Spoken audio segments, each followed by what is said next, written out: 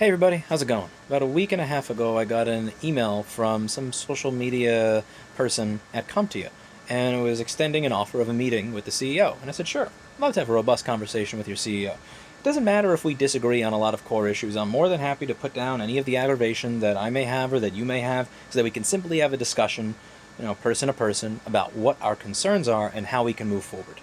The next day, there was no meeting, but instead an email saying he would, that our CEO won't be able to make the meeting, and in a very vaguely worded PR copy pasta-ish way said that they would be backing away from anti-right to repair lobbying. And at that point, I really plan to go full steam ahead with posting certain content regarding them, because I don't like when a company that's a non-profit bringing in 8 figures, paying their CEO 7 figures, is lobbying against consumer protections and rights. But I thought that was the end of it. Now, the thing that, a few days later, someone contacts me and says, oh, it looks like they're lobbying against right to repair. And I said, what? No way. No, that's not possible.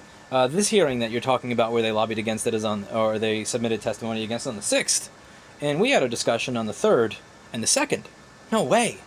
And so they send me the link to it, and I scroll and I see, oh, the date is February 4th. We had our conversation that you were going to stop doing this on the 2nd and 3rd. I don't like being taken for a fool, CompTIA. And just because you're not sending people in person does not mean that you're not sending letters or signing on to letters in opposition to it. That all counts. Not just people not showing up in opposition, not writing letters in opposition, not signing on with other people in opposition to the bill. I don't like this kind of sneaky, snake in the grass kind of nonsense. If you want to lobby against the bill, then just say we're going to lobby against the bill. If you're not going to lobby against the bill, then don't go behind my back and sign on to other people's letters against the legislation. And what's really sad about this is I plan to have a conversation that I thought would benefit all of us. A lot of people on my channel have been asking if I would create a Rossmann certification. Rossmann certified micro solderer, Rossmann certified board repair, Rossmann certified data recovery. Because CompTIA has no certifications for any of these things. You see, when CompTIA says in these hearings that those people who are unauthorized want access to chips to fix boards, it's people that are unauthorized want access to schematics.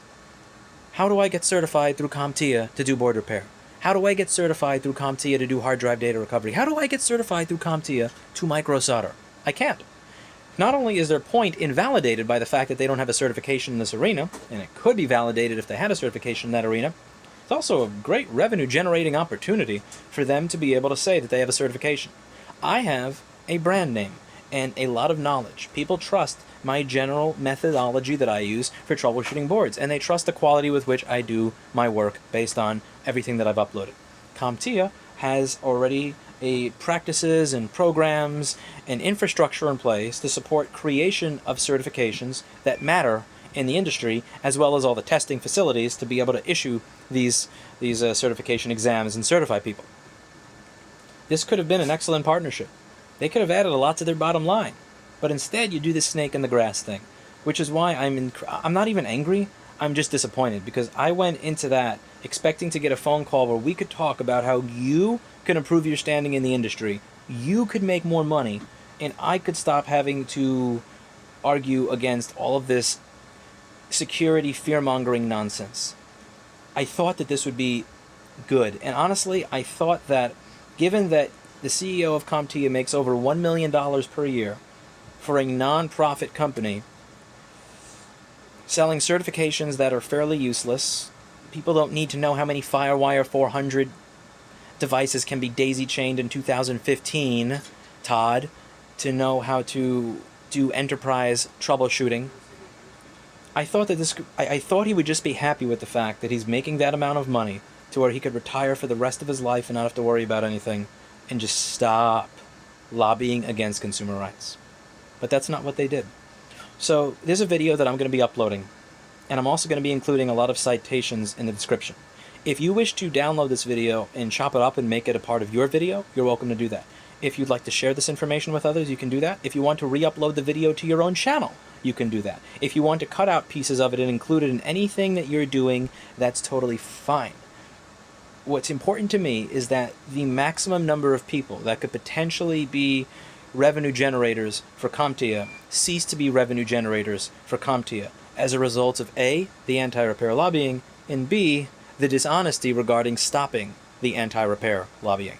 I don't appreciate when someone says they're going to do one thing and does the other. As I said in a video about 3.5–4 years ago, if you're going to be the bitch, be the whole bitch, not a half bitch that says that they're going to stop doing something and then continues doing it. I don't mind if you're an opponent. At the very least, then I can have some level of respect. Don't pretend to be an adversary while simultaneously acting as an opponent. That's it for today, and as always, I hope you learned something, and I hope you will appreciate the little ad that I have coming up next. It is the first in a series of many, many advertisements regarding the lobbying firms that are lobbying against your consumer rights and protections, and I had a lot of fun producing it. That's it for today, and I'll see you in the next video.